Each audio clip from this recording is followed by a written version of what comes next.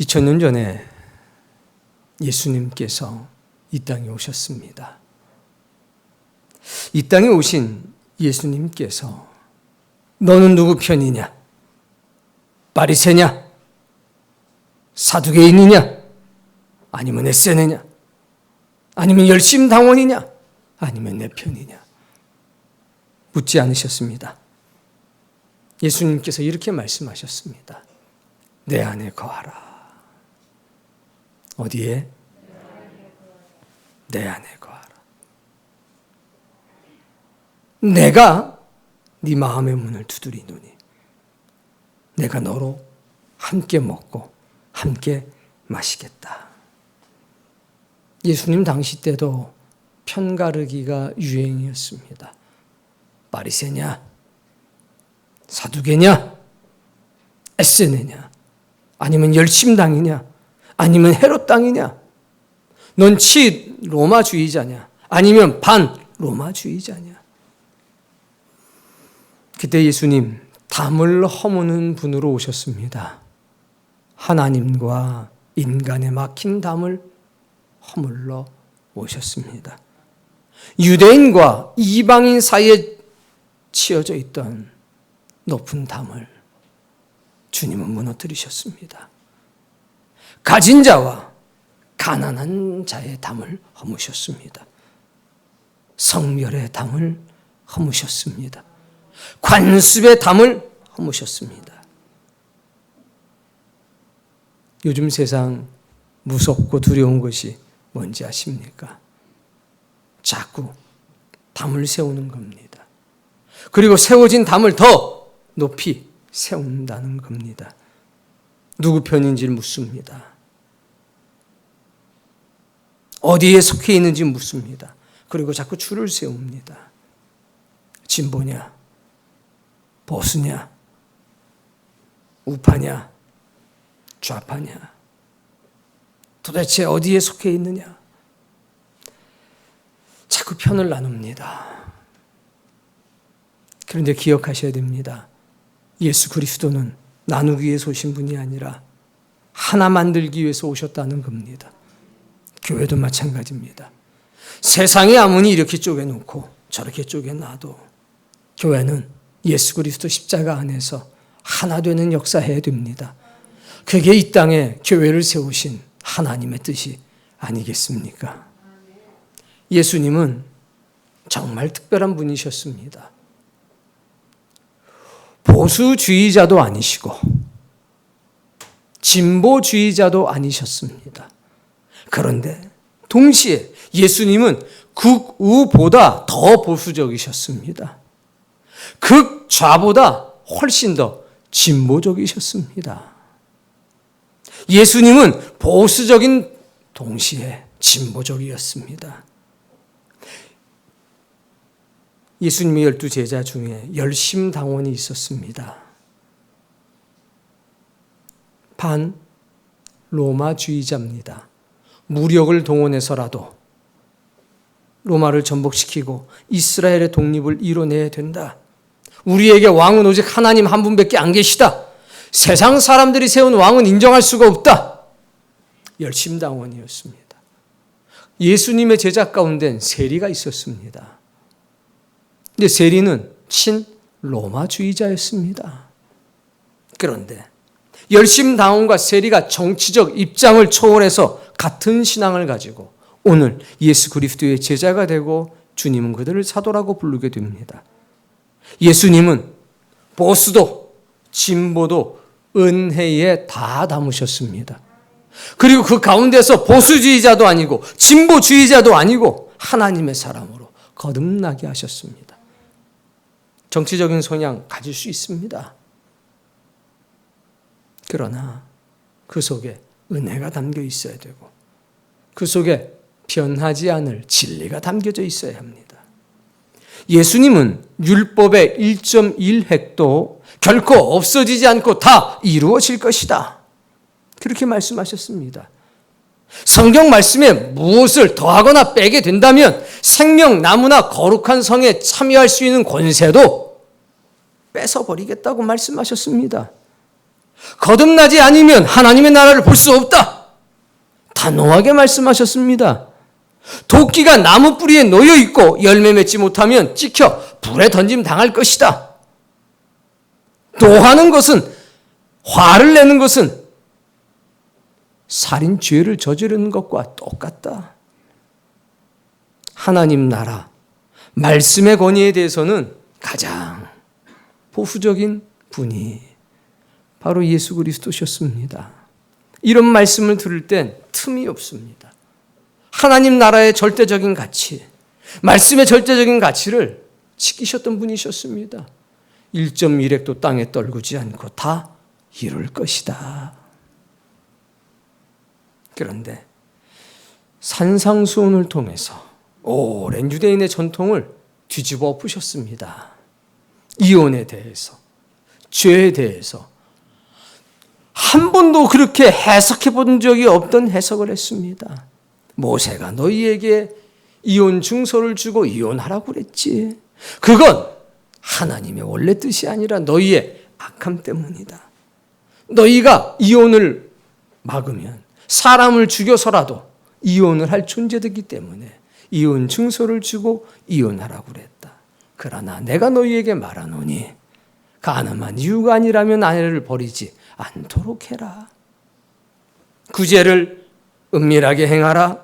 기도를 은밀하게 행하라. 심지어는 원수를 사랑하라. 원수를 위해서 기도해라. 넓은 문으로 가지 말고 좁은 문으로 들어가라. 주여 주여 하는 자가 천국에 가는 것이 아니라 하나님의 뜻대로 행하는 자라에 들어갈 것이라. 1500년간 이어져 왔던 것을 하루아침에 뒤집어 엎으셨습니다. 이 산에서도 말고 저 산에서도 말고 영과 진리로 예배할 때가 바로 이때다. 제사를 폐하셨습니다. 누구보다도 진보적이셨습니다. 사회의 틀, 문화의 틀, 종교 관습의 틀을 단 한 번에 여지도 주지 않고 엎으셨습니다. 가난한 자의 친구가 되셨습니다. 죄인의 친구가 되셨습니다. 누구도 생각해 본 적이 없던 일들이었습니다. 예수님은 어떤 진보주의자보다 더 진보적이신 분이셨습니다. 그랬던 그분, 참오해도 많이 받으셨습니다. 소속이 불분명했기 때문입니다. 그분은 언제나 아버지의 뜻, 오직 하늘 아버지의 뜻에 매여 살았던 분이셨습니다. 오늘 그분이 12명의 제자를 세우셨습니다. 희한한 게 뭔지 아십니까? 신앙생활 한 10년쯤 하면 12제자 이름을 다 외울 법도 한데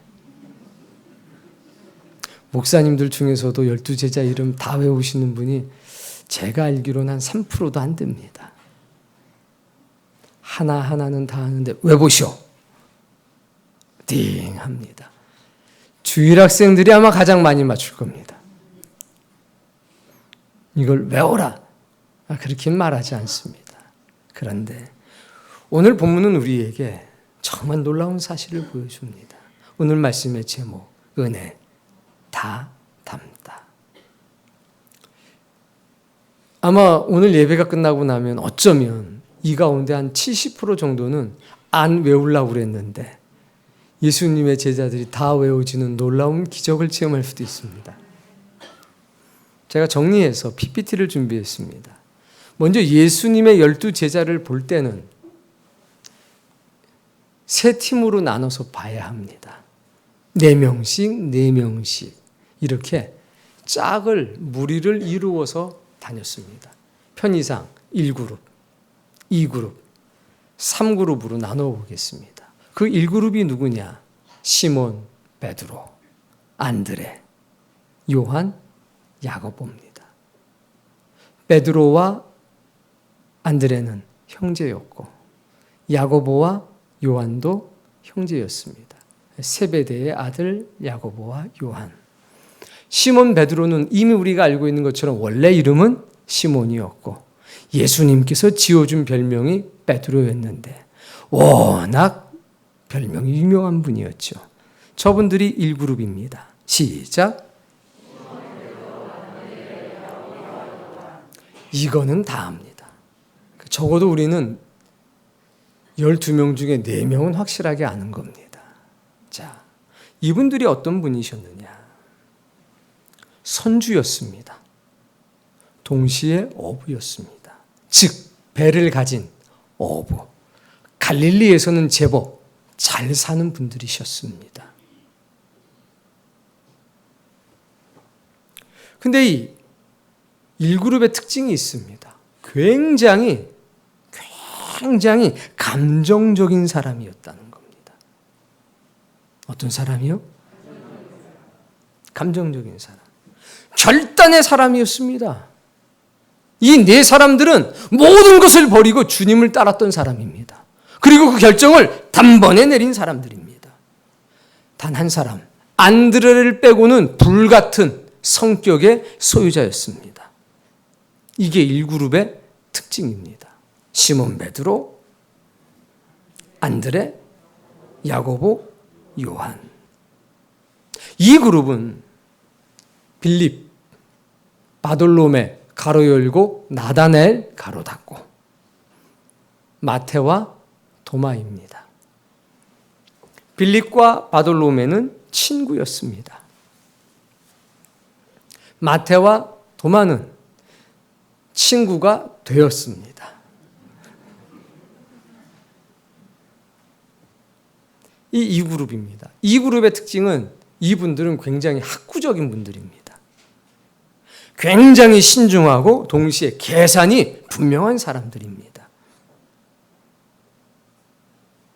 그러나 결단력도 가진 사람들이었습니다. 빌립, 바돌로메, 다른 이름으로 나다나엘. 요한복음에 등장한 빌립이 Come and see, 와서 보자. 야, 나사렛에서 무슨 선한 것이 있겠느냐? 네가 무화과 나무 아래 있는 것을 내가 보았느니라.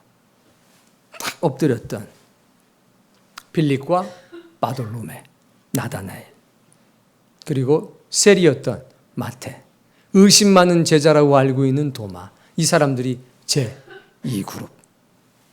굉장히 학구적이고 굉장히 계산이 정확한 사람들. 그러나 동시에 결단력이 있는 사람들, 신중한 사람들이었습니다. 3그룹은 좀 길어요. 앞에가 알페오의 아들 야고보.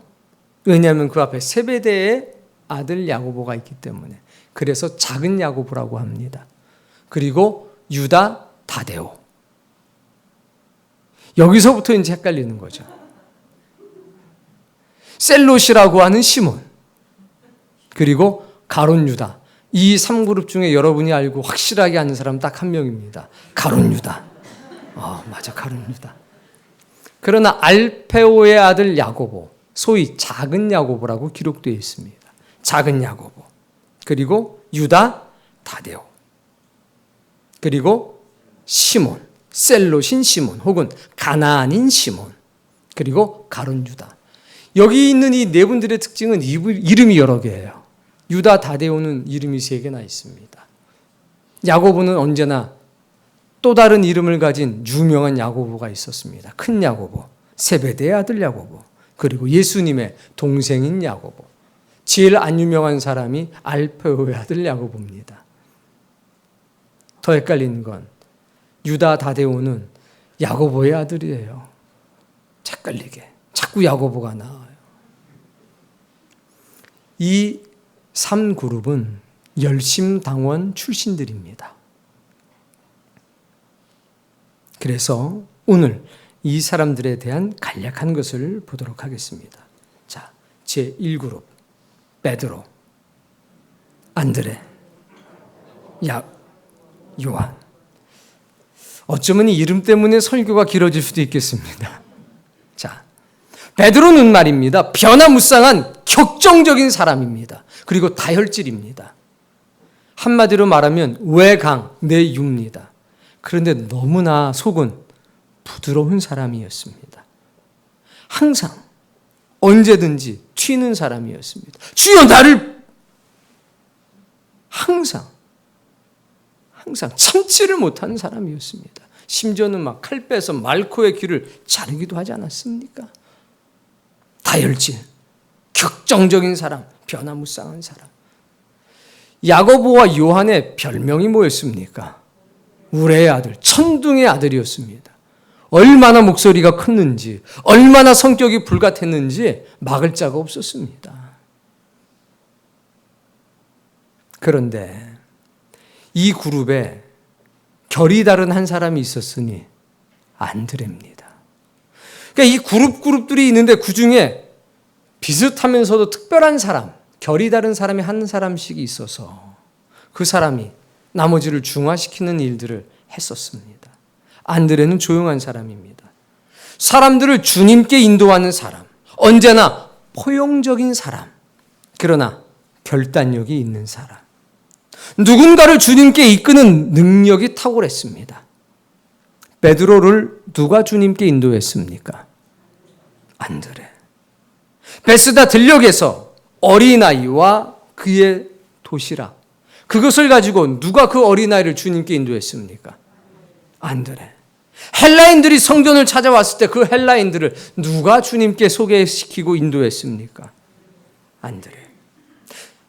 예수님께서 베드로, 야고보, 요한을 데리고 기도하러 가실 때, 혹은 그 셋만 데리고 어떤 특별한 일을 보러 가실 때 남겨진 8명의 제자를 다독였던 사람이 누굽니까?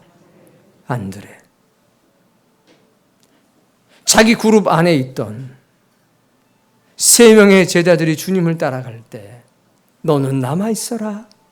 그때 삐지지 않고 낙심하지 않고 자기에게 주어진 사명을 감당하며 다독였던 사람. 그가 누구냐? 안드레입니다. 딱 불같이 딱 격정적이고 감정적인 그 순간에 누가 그들을 중화시킵니까? 안드레.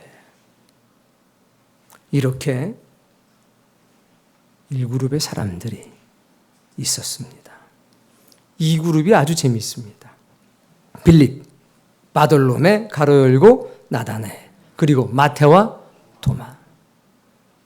빌립과 바돌로메는 말씀드린 것처럼 친구 사이입니다. 신중하고 계산이 정확하고 빠릅니다. 야, 몇 명이냐? 야, 빵 좀 먹이려고 그러면 얼마나 필요하겠어? 누가 계산했습니까? 빌립이 계산했습니다. 이것만 200데나리온 있어도 좀 어렵겠는데요. 곤란하겠는데요. 그리고 그 이 많은 양을 빠는 빵가게도 없습니다. 누가 계산했습니까? 빌립이. 이 빌립이 찾아간 친구가 누구냐? 바돌로메, 나다나엘이라는 겁니다. 나다나엘의 또 다른 이름은 바돌로메입니다. 그가 뭐라고 얘기하느냐? 야, 가서 보자. 나타나셨다, 그분이. 우리가 말씀하던 그분이 나타나셨다. 그래? 안 그랬습니다. 뭐라고 그럽니까? 나사렛에서 무슨 선한 것이 나겠느냐? 선한 것은 베들레헴에서 나지. 내가 너를 무화과 나무 그늘 아래서 보았다. 무화과 나무 그늘 아래서 뭐 했냐? 성경을 보고 있었던 겁니다. 메시아에 관한 말씀을 보고 있었던 겁니다. 바돌로메는 신중한 사람이었습니다. 그리고 많이 공부한 사람이었습니다. 도마 아십니까? 도마하면 딱 떠오르는 단어가 있죠. 의심. 그러나 그는 의심 많은 제자였을 뿐만 아니라 신중한 제자였습니다. 그리고 제일 질문을 많이 한 제자였습니다.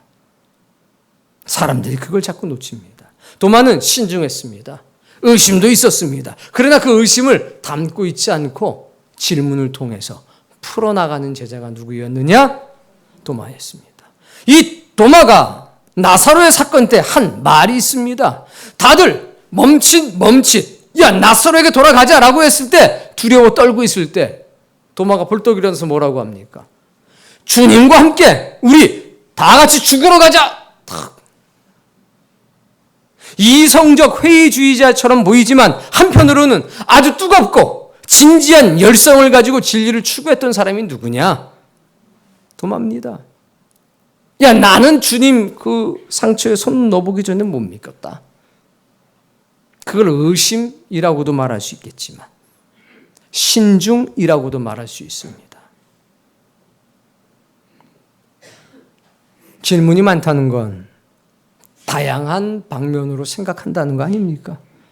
도마의 질문이 아니었으면 오늘 우리 가운데 질문할 사람들이 많습니다. 근데 우리가 궁금한 걸 도마가 질문했기 때문에 우리는 그냥 아유 뭐 이딴 질문하고 그래. 더 할 사람 여기 많습니다.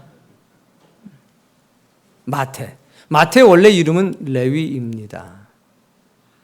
그런데 레위라고 하는 이름은 야곱의 12아들 이름 중에 하나인 바로 그 레위, 제사장 족속 레위입니다. 그러면 우리가 마태라고 불리는 이 레위인은 족보로 보면 어느 지파라는 겁니까? 레위 지파라는 걸 알 수가 있습니다. 그러면 당연히 레위는 그 집안에서 누가 될 거라고 생각했겠습니까? 제사장이 될 거라고 생각을 했을 겁니다. 그런데 결국 마태는 뭐가 됐느냐? 세리가 됐습니다. 로마주의자가 된 겁니다. 존경받는 제사장이 아니라 손가락질 받는 민족의 반역자가 된 겁니다. 당연히 계산이 빠릅니다. 그리고 아람어, 히브리어, 헬라어, 라틴어까지 4개 나라 말을 자유자재로 구사하는 사람이었습니다. 어려서는 제사장의 교육을 받았고 커서는 로마가 주는 교육의 혜택을 다 받았던 사람입니다. 그가 누굽니까? 마태, 즉 레위입니다. 근데 이 사람은 내가 잃는 것보다 내가 하나님께 얻는 것이 더 많다는 것을 깨달은 사람입니다. 예수님께서 딱 레위를 보자마자 뭐라고 그러셨느냐? 나를 따르라. 그때 세관에 앉아 있었다고 했습니다. 근데 그 모든 것을 맡기고 버리고 주님을 따랐습니다. 레위는 그 순간 결정을 한 겁니다. 내가 잃어버리는 것보다 저분을 통해서 얻는 게 더 많다. 여러분, 결국 이 4명의 사람들, 빌립, 바돌로메, 도마, 마태, 이 사람들의 공통점은요, 배움이 많다는 겁니다. 이 사람들의 공통점은 학문적 깊이가 있다는 겁니다. 계산이 정확할 뿐만 아니라 빠르다는 겁니다. 신중한 성격이라는 겁니다. 돌다리도 두들겨보는 사람이라는 겁니다. 그러나 안에는 뜨거운 진지한 영성이 살아있는 사람들이었습니다. 그 중에서도 항상 많은 질문을 던져준 사람이 누구냐? 도마. 그래서 이 4사람이 제 2그룹입니다. 1그룹은 선주인 어부그룹들. 2그룹은 학문적이고 학구적이고 신중하고 계산이 정확하고 빠른 사람들. 2그룹. 그리고 우리가 제일 모르는 3그룹. 작은 야고보. 그리고 유다, 다데오. 어디 성경에는 유다, 어느 성경에는 다데오라고 했습니다. 3번째, 셀롯인 시몬. 이게 왜 헷갈리냐면 또 어떤 성경에는 가나안인 시몬. 그리고 제일 유명한 가룟 유다. 이 사람들은 반로마주의자였습니다. 다 전승에 의하면 열성당원 출신이었습니다. 민족주의자였습니다. 동시에 이름도 없이 빛도 없이 산 사람이었습니다. 작은 일에도 충성했던 사람입니다. 민족 회복, 민족 독립에 대한 열망을 온전히 주님께 바친 사람들이었습니다. 말없이 행동하는 사람들이었습니다. 그리고 예수 그리스도가 돌아가셨을 때 가장 많이 실망한 사람들이었습니다. 열심당은 반로마주의자들입니다. 폭력을 동원해서라도 뜻을 이루는 것이 옳다라고 생각하던 사람들이었습니다. 열심당은 당시 유대 종파의 하나로 그들은 자신들이 하나님의 진노의 대행자로서 유대인을 로마 제국으로부터 해방시키는 하나님의 행동대장이다 라고 믿는 극렬적인 민족주의자들이었습니다. 하나님 외의 모든 왕은 부정하고 성전세 외의 일체 세금은 거절했습니다. 그래서 로마 정부를 지지하는 헤롯 당원들과 자주 충돌하고 대립관계에 있었습니다. 우리로 치면 일제시대의 독립투사들이었던 겁니다. 가장 유명한 사람, 가롯 유다. 돈을 좋아하는 현실주의자였습니다. 성경은 그를 구원받지 못한 사람이라고 했습니다. 그런데 이 사람이 얼마나 자기 이익에 대해서는 지혜로운지 아십니까? 결코 자기 이익을 포기하지 않는 사람이었습니다. 교회 안에는 언제나 이런 사람이 있습니다. 돈을 좋아하는 현실주의자, 그리고 자기 이익을 결코 포기하지 않는 사람들이 교회 안에는 항상 있습니다. 논리적으로 잘 따집니다. 돈에 약합니다. 그러나 자기 논리나 자기 을은 끝까지 주장합니다. 성경 마태복음 13장의 표현을 빌리자면 가시덤불에 막혀 재리의 유혹과 세상 걱정 근심 때문에 열매를 맺지 못하는 사람이라는 표현이 가롯인 유다에 딱 들어맞는 겁니다. 이런 사람을 왜 제자로 부르셨을까요? 하나님은 이런 사람에게도 기회를 주십니다. 셀롯 시몬 혹은 가나안 시몬, 뜻은 똑같습니다. 열심당원인 시몬이라는 뜻입니다. 민족의 열망을 주님께 바친 사람입니다. 자, 뜻을 이루기 위해서는 폭력도 마다하지 않는 사람이었는데 이거 아십니까? 성경 어디를 봐도 셀롯인 시몬이 충돌을 일으킨 적이 단 한 번도 없습니다. 이 사람들은 자신의 목적을 이루기 위해선 어떤 것도 동원하는 사람들이었습니다. 그런데 충돌을 일으킨 적이 한 번도 없습니다. 사도행전 1장 6절에 보면 그들이 모였을 때 예수께 여쭈어 이르되 주께서 이스라엘 나라를 회복하심이 이때이니까? 부활하신 예수님을 만나가지고 이 질문을 던진 겁니다. 주님, 예수님이 죽음을 이기시고 부활하셨는데 이스라엘 민족을 회복할 때가, 로마 제국으로부터 이 나라와 민족을 독립시킬 때가 바로 지금입니까? 나라의 독립, 민족의 독립, 누가 원하는 겁니까? 더 열렬하게. 바로 열혈 당원들입니다. 그 중에서도 가장 민족 구원의 열망이 컸던, 민족 해방의 열망이 컸던 셀롯인 시몬. 그래서 학자들은 아마 이 질문은 이 3그룹에 셌을 것이고, 이 3그룹 중에서 특별히 셀롯이라고 하는 열성당원이라는 이름이 아예 딱 붙어버린 시몬이 했을 거다라고 생각하는 사람들이 많습니다. 그런데 아십니까? 부활하신 예수님을 보고 이 질문을 했지만 평상시엔 한 번도 이것을 공개적으로 드러내지 않았다는 것. 내 정치 신념과 주님이 일치하지 않을 때조차 문제를 일으키지 않고 침묵하고 주님의 뒤를 묵묵하게 따랐다는 것. 이거 아십니까? 유다 다데오라고 하는 사람. 어디에는 유다, 어디에는 다데오. 이 사람은 주님이 세상에 드러나기를 간절히 열망했던 사람입니다. 이타적인 사랑으로 살던 사람입니다. 민족의 독립을 위해서 살던 사람이 이제는 민족의 독립도 중요하지만 예수님께서 그리스도가 되셨다는 사실이 로마 사람에게까지 증거되기를, 온 세상에 증거되기를 간절히 원했던 사람이었습니다. 요한복음 14장 22절에는 이런 대화가 나옵니다. 따라해보세요. 가롯이 아닌 유다가 이르되, 가롯이 아닌 유다가 있었어요. 베드로가 아닌 시몬이 있었어요. 가롯이 아닌 유다가. 가룟신 유다는 항상 자기 돈, 자기 이익에 관심이 있었잖아요. 그런데 이 사람은 아니에요.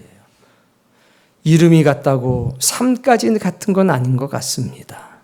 가롯이 아닌 유다가 이르되 따라해봅시다. 주여 어찌하여 자기를 우리에게는 나타내시고 세상에는 아니하려 하시나이까?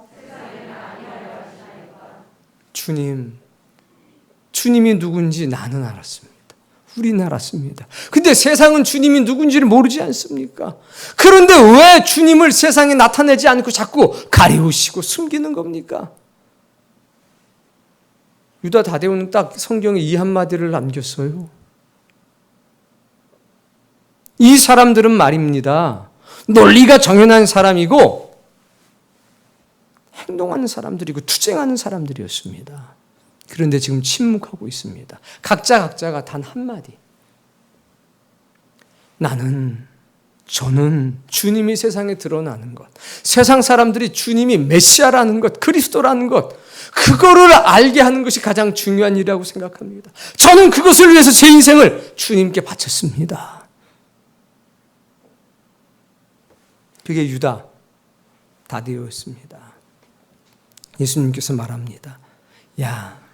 참 예수님 대답이 멋져요. 사람이 나를 사랑하면 내 말을 지킬 거야. 그리고 내 아버지께서 그를 사랑하실 거야. 아니 지금 왜 안 나타내시냐고 그랬더니 이상한 말씀을 하시는 거예요. 항상 했던 거죠. 사람이 나를 사랑하면 할 때 다 알았어요. 유다 다데오가 주님을 사랑한다고 칭찬하시는구나. 내 말을 지킬 거야. 너 네 생각과 다르다고 그래서 어긋나지 않고 내 말을 따를 거지? 이거 아니에요? 내 아버지께서 그를 사랑할 거야.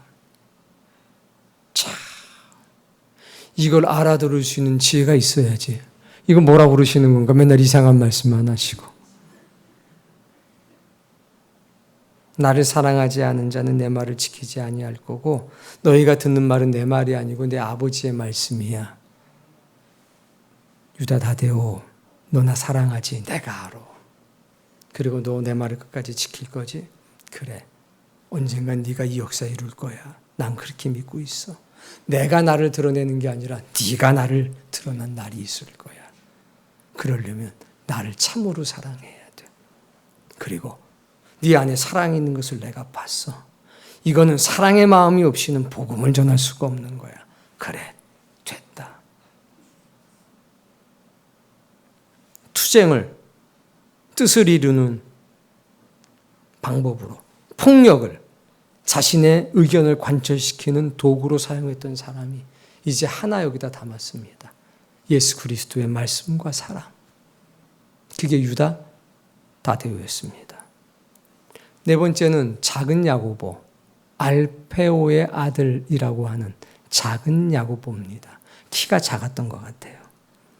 그런데 유일하게 아무런 기록이 남아있지 않습니다. 아무런 기록이 성경 전체에 하나도 남아있지 않습니다. 전승에 의하면, 기록에 의하면 열심당원이었다고 합니다. 그리고 이 네 그룹의 리더였다고 합니다. 키가 가장 작은 사람, 동시에 가장 많은 기도를 한 사람, 이런 반구 없이 헌신했던 사람. 초대교회에는 이 작은 야고보에 관한 신화, 전승이 굉장히 많습니다. 이 별명이, 초대교회에서 지어준 별명이 뭔지 아십니까? 거룩한 사도입니다. 거룩한 사도. 처음에는 야고보 기념교회 이렇게 얘기했었는데 나중에는 거룩한 사도. 무슨 얘기입니까? 너무나 훌륭했다는 겁니다. 말없이. 지극히 작은 일에 충성하여 큰 일에도 충성했던 사람. 민족을 향한 열심이 주님을 향한 열심으로 완전히 바뀐 사람. 말보다 행동하는 양심을 가진 사람. 참고로 알아야 될 것은 열혈당원은 말을 잘합니다. 그런데 가롯인 유다 빼고 나머지는 전부 다 어떻든가요? 침묵하고 있죠. 그 말 잘하는 사람들이 침묵하고 있습니다.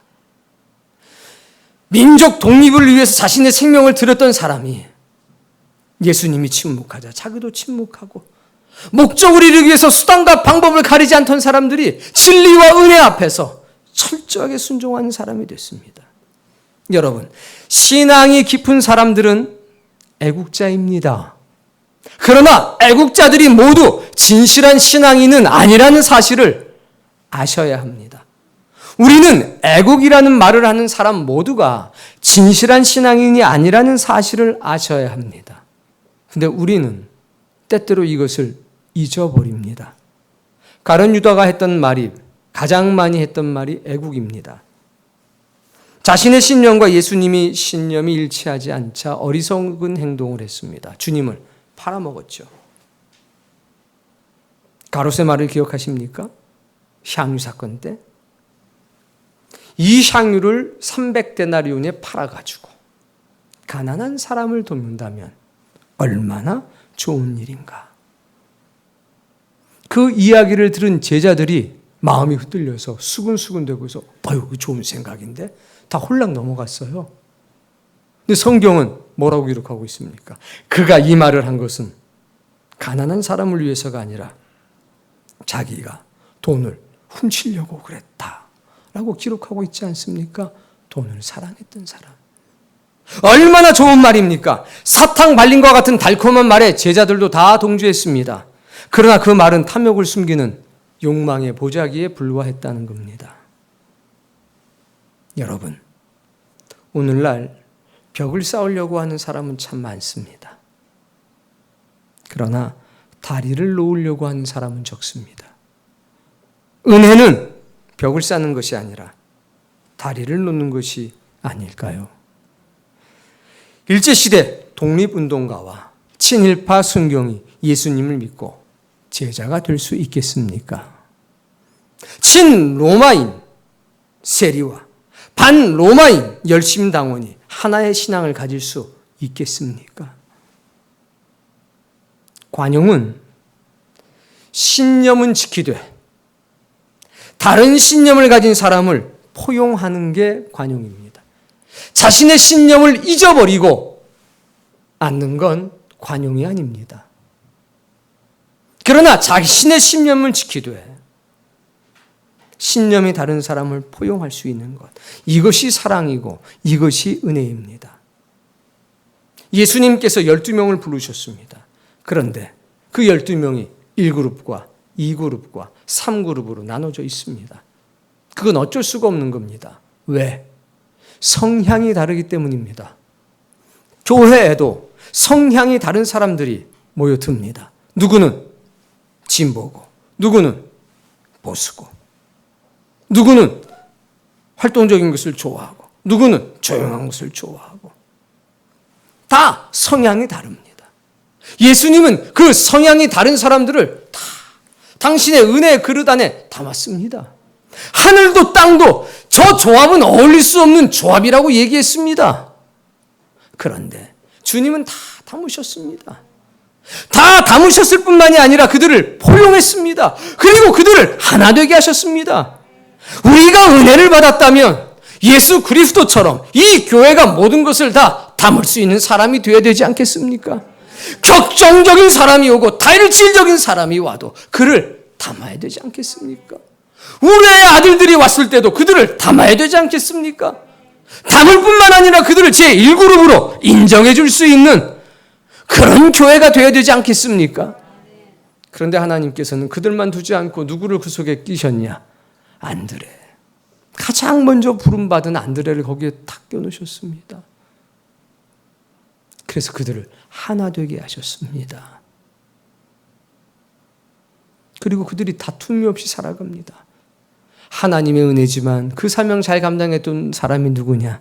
안드레입니다. 마태가 있었습니다. 민족의 반역자로 다 손가락질 받는 사람이었습니다.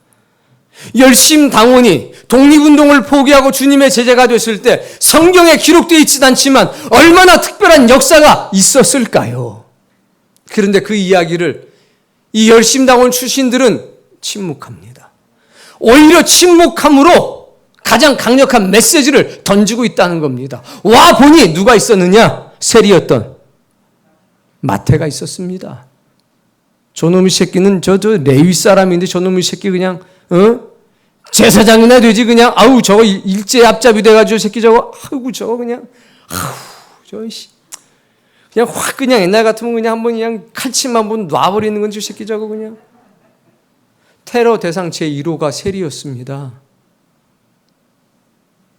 같은 민족의 피를 빨아먹고 사는 존재가 세리였으니까. 여기서 돈 걷어다가 로마 사람한테 주고 수수료 떠먹는 사람들이 세리였습니다. 그런데 도대체 어떤 일이 있었는지 모르겠는데 마태가 세리가 민족의 반역자가 일제 앞잡이가 그 자리에 있는데도 이 사람들은 주님을 따르는데 거침이 없었습니다. 저것 때문에 내가 아주 맘 잡고 한번 해보려고 했는데 저 일제 앞잡이 저 새끼 때문에 그냥 내가 이런 게 없었다는 겁니다. 도대체 주님께서 무엇을 어떻게 하셨는지는 모르겠지만 그 은혜는 자신의 정치적인 성향뿐만 아니라 자신의 반대편에 서 있던 그 사람, 그것조차도 문제가 되지 않게 하셨습니다. 그게 뭐냐? 은혜입니다. 그게 은혜입니다. 하나님과 사람 사이에 막혀있던 담을 허무셨던 우리 예수님은 사람과 사이에 있었던 이념의 벽조차 허물어 버리셨습니다. 그래서 이 열심당원 시몬인 셀롯과 마태가 아는 겁니다. 형제요. 형제요. 마태하고 다퉜다는 얘기가 있습니까? 없지 않습니까? 학구적이고 신중했던 사람, 계산이 빠른 사람. 야, 이 사람들을 먹이려면 얼마나. 딱 보니까 5천 명인데요. 딱 보니까 5천 명이 아니라 진작부터 쉬었던 거예요. 어떻게 딱 보니까 5천 명이에요. 그러니까 빌립은 사람들이 모일 때마다 다 계산하고 있었던 거예요. 몇 명이 왔나. 어떻게 해야 되나. 항상 그런 생각하는 사람이 별로 없었어요. 베드로가 뭐 그런 생각했겠어요? 그런 생각 안 하죠. 베드로하고요 그 1그룹 사람들은 안드레 빼고는요 그거 조용히 하셔 그. 근데 빌립은요 조용히 쉬고 있었고 빌립이 쉴 때 항상 도와줬던 사람이 있습니다. 누구? 바돌로메 친구. 이거를 뭐 억지로 하려고 습관이 그렇게 배서요. 둘은 딱 보고 알아요. 여기서도요 숫자 안 세도 숫자 세는 사람이 있어요. 저절로 그냥 셀라고 그러는 게 아니라 그냥 저절로. 심지어는 검은 옷 몇 명, 빨간 옷 몇 명. 저절로. 빌립과 바돌로메는 그런 사람이었습니다. 그 계산이 정확했던 사람들이 왜 회개를 안 받을까요? 가룟 유다를 당할 수가 없었어요. 가룟 유다는 돈을 너무 좋아해서 회개는 내가 아니면 안 되는 사람이었어요. 빌립한테 맡겨도 왔어요. 그러면 10원 한 장 딴 데로 가겠습니까? 안 가요. 도마가 맡았어도 마찬가지고 이 그룹 누가 맡았든지 생각해 보세요. 회개하면 마태를 누가 따라와요? 전직 세무서 소장 출신인데. 근데도 이 사람들이 침묵하잖아요. 내가 그 일 잘하니까 하겠습니다. 안 하잖아요.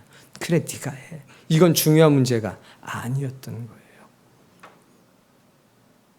용서하고 보듬어 안고 가는 겁니다. 이게 가능한 게 은혜 아닙니까? 사람들은 이 조합을 이해할 수가 없었습니다. 아무리 봐도 어울리지 않는 조합이고 얘들은 맨날 싸워야 될, 다퉈야 될 이념적인 충돌이, 사상적인 충돌이, 정치적인 성향이 계속 충돌을 일으켜야 될 사람인데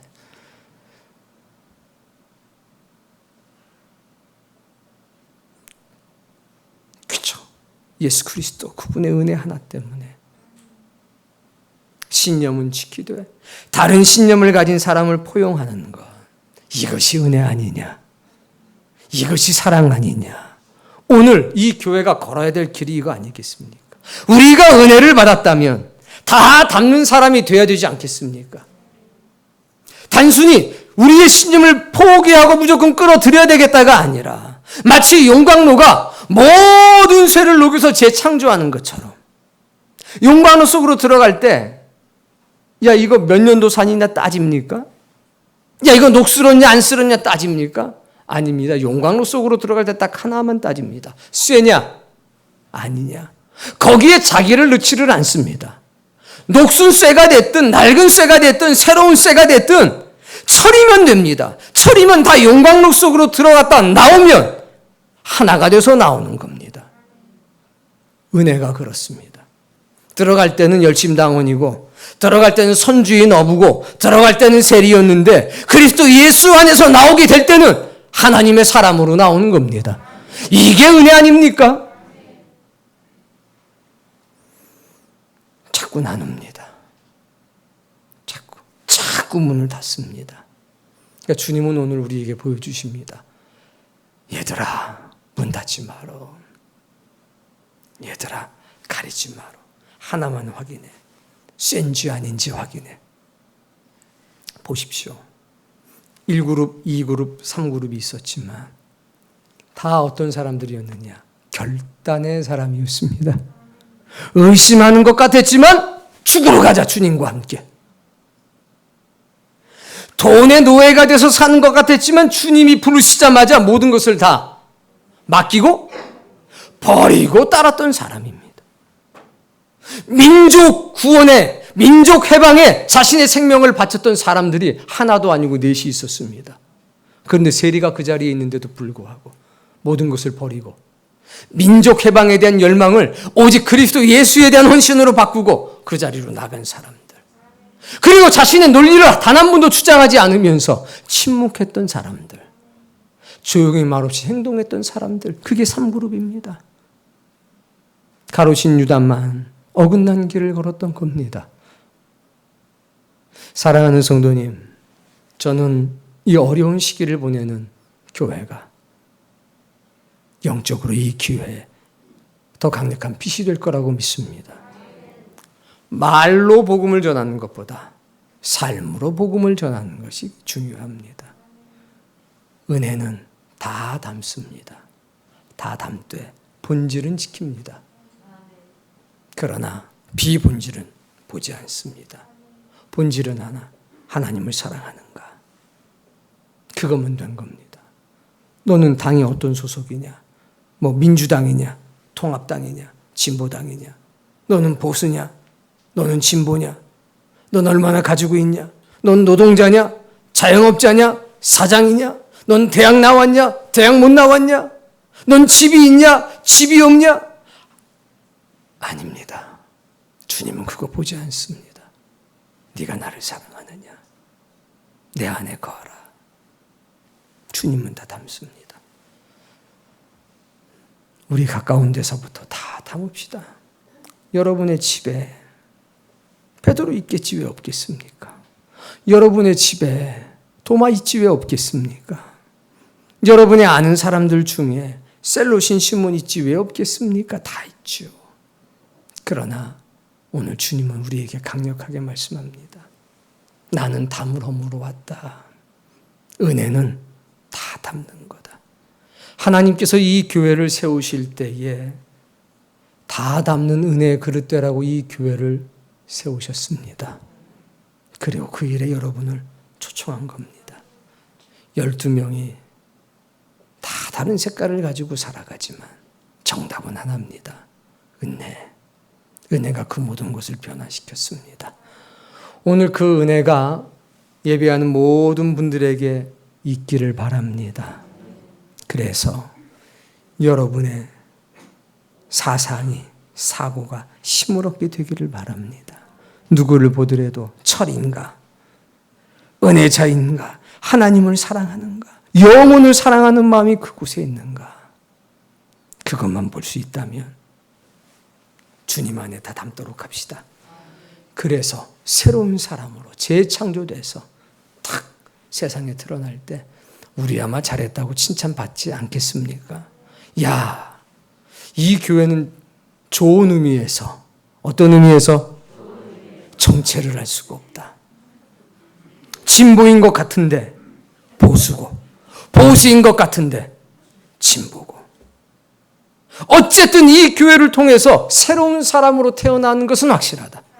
진보도 오면 은혜자가 되고, 보수도 오면 은혜자가 되고, 까다로운 사람도 오면 은혜자가 되고, 순종했던 사람도 오면 은혜자가 되고, 그저 어떤 모양으로 왔든지 나가고 나면 은혜자가 되고 행복에 겨워 기쁨에 겨워 어쩔 수 없이 살아가는 사람들이 되니 이 교회말로 하나님의 세우신 교회가 아니겠느냐. 이런 교회 되길 바랍니다. 그 병이나 옮기고 다니는 어떤 교회 같이 사람들의 기피 대상이 되는 게 아니라 다 담을 수 있는 교회. 담아서 자기 것 만드는 것이 아니라 하나님의 것으로 재창조해서 세상에 내어놓을 수 있는 교회. 어디서든지 빛이 되고 어디서든지 소금이 되는 그 역사를 이루어내는 교회. 그런 교회로 이 교회가 승리하고 세워지기를 바랍니다. 그리고 여러분이 그 역사의 가장 위대한 증인되어 살아가기를 주님의 이름으로 축복합니다.